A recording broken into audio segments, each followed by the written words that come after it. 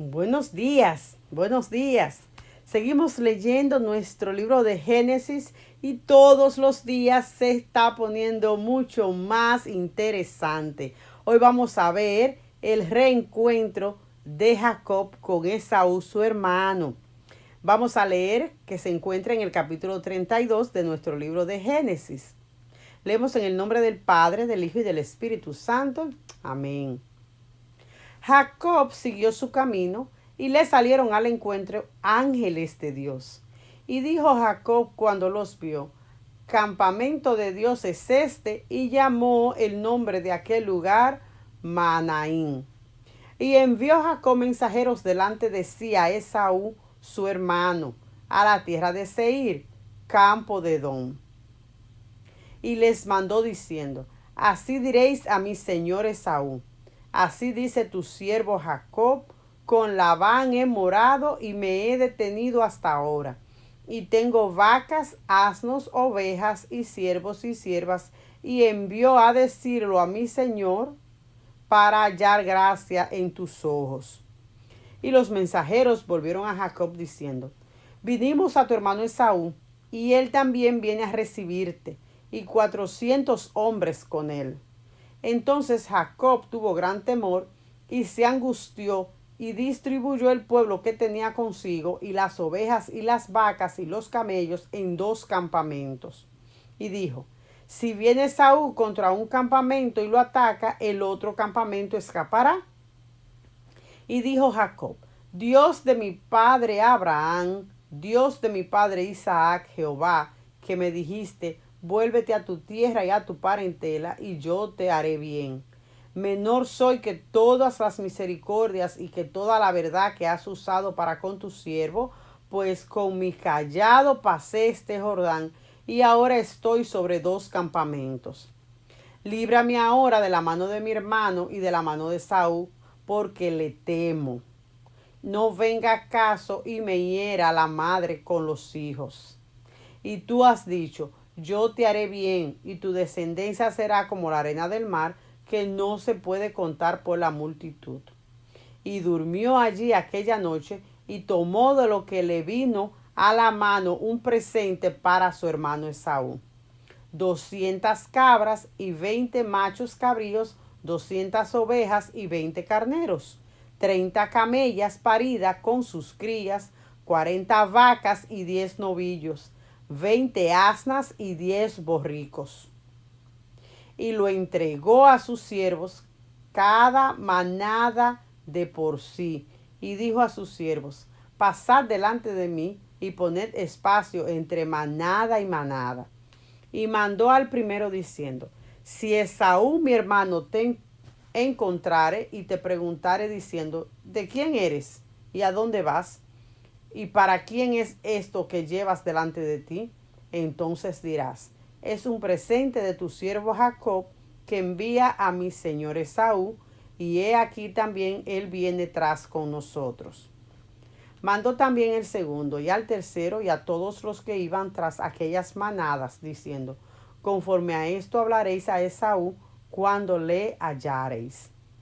Y diréis también: he aquí tu siervo Jacob viene tras nosotros, porque dijo: apaciguaré su ira con el presente que va delante de mí, y después veré su rostro, y quizá le seré acepto. Pasó pues el presente delante de él, y él durmió aquella noche en el campamento. Versículo 22. Jacob lucha con el ángel en Peniel. Y se levantó aquella noche y tomó sus 2 mujeres y sus 2 siervas y sus 11 hijos, y pasó el vado de Jacob. Los tomó pues e hizo pasar el arroyo a ellos y a todo lo que tenía. Así que quedó Jacob solo, y luchó con él un varón hasta que rayaba el alba. Y cuando el varón vio que no podía con él, tocó en el sitio del encaje de su muslo, y se descoyuntó el muslo de Jacob mientras con él luchaba. Y dijo: déjame, porque raye el alba. Y Jacob le respondió: no te dejaré si no me bendices. Y el varón le dijo: ¿cuál es tu nombre? Y él respondió, Jacob. Y el varón le dijo, no se dirá más tu nombre Jacob, sino Israel, porque has luchado con Dios y con los hombres y has vencido. Entonces Jacob le preguntó y dijo, declárame ahora tu nombre. Y el varón respondió, ¿por qué me preguntas por mi nombre? Y lo bendijo allí. Y llamó Jacob el nombre de aquel lugar Peniel, porque dijo, vi a Dios cara a cara y fue librada mi alma. Y cuando había pasado Peniel, le salió el sol y cojeaba de su cadera. Por esto no comen los hijos de Israel hasta hoy día del tendón que se contrajo, el cual está en el encaje del muslo, porque tocó a Jacob este sitio de su muslo con el tendón que se contrajo. Amén. Wow, qué interesante historia, qué interesante relato. Vamos a permitir al hermano Eric que nos dé el resumen de este precioso capítulo. Adelante, mi querido Eric. El Señor les bendiga en esta mañana. Nos sentimos muy contentos de adorar a Dios una vez más y agradecemos la lectura realizada por la hermana Magdalena, que hemos escuchado el capítulo 32 de Génesis. Una historia maravillosa, como seguimos viendo la mano de Dios manifestándose en lo que es la vida de Jacob. Pero cuando pensamos en Jacob, normalmente nosotros tenemos la tendencia a creer que los personajes bíblicos tenían como un nivel más alto que nosotros. Y realmente ellos fueron hombres de historia, fueron hombres comunes y corrientes que llegaron a formar parte del plan del Dios vivo. Por eso es interesante que lo veamos desde ese punto de vista, que nosotros somos personas comunes y corrientes, pero una vez estamos en las manos del Dios vivo, el Dios todopoderoso, pues entonces las cosas empiezan a ser diferentes para nosotros, porque ya estamos dentro del plan de Dios. Ya vimos lo que pasó con Jacob. Usurpó la promesa de su hermano, instruido por su madre, pero ya Dios había determinado esto, Dios había determinado que él sería, ¿verdad? Pero quizás no había la necesidad de que pasara así, pero sabemos que todo esto trajo consecuencias amargas. Él tuvo que huir, su hermano deseaba matarle, sale huyendo, allá va a la casa de Labán y allá toma esposa. Debemos recordar que Saúl solamente esperaba que su padre falleciera para luego matarlo, para no causar quizás esa controversia en lo que es la familia, pero vemos esas consecuencias negativas que se produjeron del engaño que Jacob hizo, siendo también instruido por su madre. Ahora vemos todo el engaño que él recibe ahora, vemos cómo ahora él es el engañado, él pasa de ser el engañador a ser el engañado por parte de su tío Labán, y seguimos viendo cómo se va desenvolviendo la historia, y ya vemos cómo ellos se reconciliaron, cómo Labán los siguió, se reconciliaron y hicieron promesas, y luego cada uno se fue por su camino. Ahora vemos el regreso.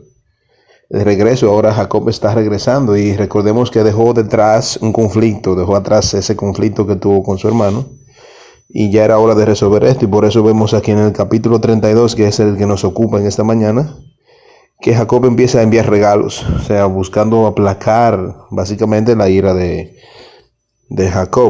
Saúl, perdón. Entonces, podemos ver acá que desde su primer verso dice que cuando Jacob emprende su viaje de regreso, llegaron ángeles de Dios a encontrarse con él. Y dice que al verlos, Jacob hizo una exclamación que siempre la hemos mencionado, que está por aquí en la Biblia. Este es el campamento de Dios, él dijo, porque por eso llamaron a aquel lugar Mahanaim, porque era un lugar donde la presencia de Dios estaba. Entonces, vemos ese capítulo 32, versículo 1. Quizás podríamos abordarlo con una pregunta. ¿Por qué se presentaron ante Jacob estos ángeles de Dios? O sea que hay muchos lugares en la Biblia donde los ángeles han intervenido en cuestiones humanas, y aunque no por lo general, los ángeles se presentaban en forma humana. Esto debe haber tenido algo diferente, ya que Jacob los reconoció al momento. Porque estos ángeles se presentaron delante de Jacob no se sabe bien, pero a raíz de su visita Jacob comprendió que Dios estaba con él. sea que los ángeles allí se manifestaron y Jacob vio esto como una señal de Dios. Y por esto él dijo, este lugar se llama Mahanaim, porque es un campo como si fuese un campamento de Dios. Entonces, el versículo 3 nos dice que la última vez que podemos ver allí que Jacob estuvo con su hermano Esaú, este quería matarlo por haberle robado la bendición familiar. Esaú estaba tan enojado que había prometido matar a Jacob tan pronto como su padre Isaac muriera. O sea, temeroso de su reencuentro, Jacob envió por delante un mensajero con regalos, esperando ganarse la buena voluntad de Esaú, como habíamos dicho con anterioridad. Esto fue una táctica que él usó para en cierto modo aplacar la ira de su hermano. Él sabía que había dejado aquel conflicto atrás sin resolver y le había tocado el momento de enfrentarlo. Es interesante ver esa faceta de Jacob, como intentó pacificar, ¿verdad? Darle a entender a su hermano que él no venía en son de guerra.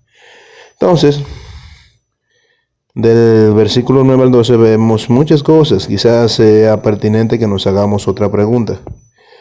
¿Cómo nos sentiríamos nosotros al saber que estamos a punto de encontrarnos con la persona a quien le hemos arrebatado la posesión más preciada? O sea, es un momento crucial en la vida, hacerle frente a una situación como esta. O sea, Jacob se había apoderado de los derechos de hijo mayor que le pertenecían a Esaú y de sus bendiciones. O sea, estaba a punto de encontrarse con su hermano por primera vez, después de 20 años, y le tenía un miedo espantoso. O sea que, sin embargo, puso en orden sus pensamientos y comenzó a orar. Y cuando enfrentamos un gran conflicto, podemos correr desesperadamente de un lado a otro o podemos detenernos a orar.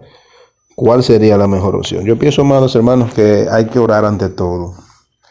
La oración es un acto voluntario en el que nosotros nos presentamos delante de Dios y no vamos quizás con el ánimo de cambiar la voluntad de Dios. Es más bien un acto de sumisión en el que usted y yo podemos afinar nuestra voluntad con la de Dios. O sea, venir delante de Dios con la bandeja llena de nuestros planes y decirle, oh Señor Todopoderoso, de los planes que yo tengo aquí en esta bandeja, yo quisiera que los que tienen consonancia con tu voluntad, pues que me sean concedidos. O sea, es así que actúa.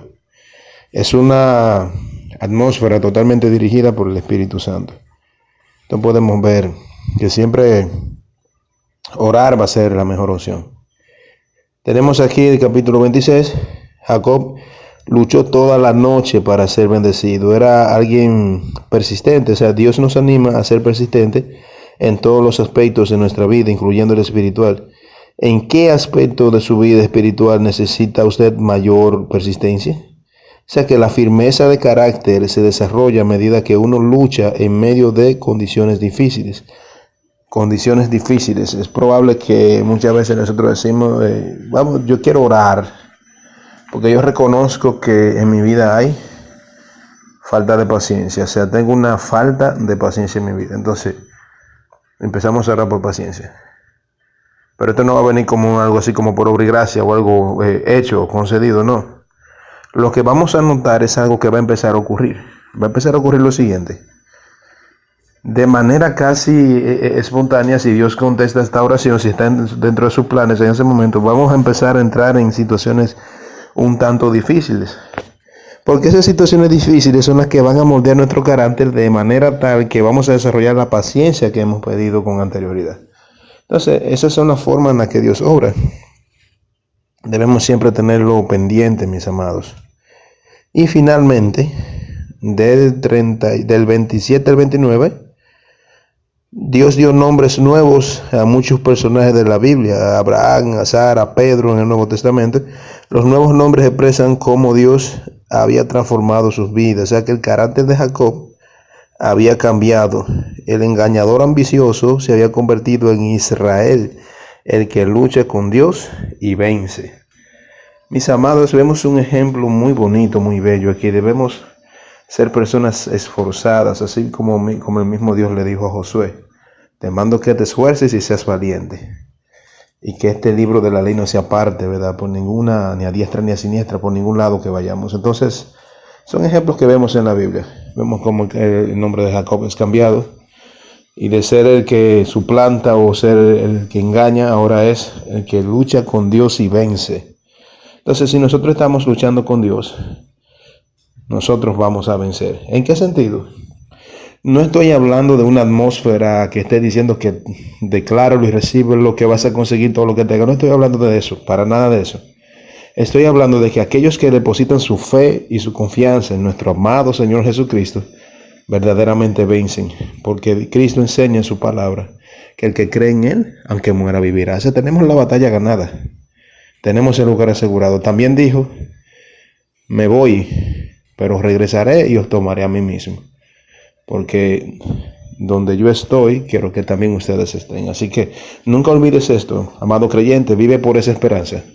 Debemos vivir por esa esperanza. Y a los que no tienen esta esperanza todavía, esta esperanza está disponible mediante la fe. Así que el Señor les bendiga una vez más. Amén, que así sea. Que pasen un feliz resto del día. Les amo en el amor de Cristo Jesús.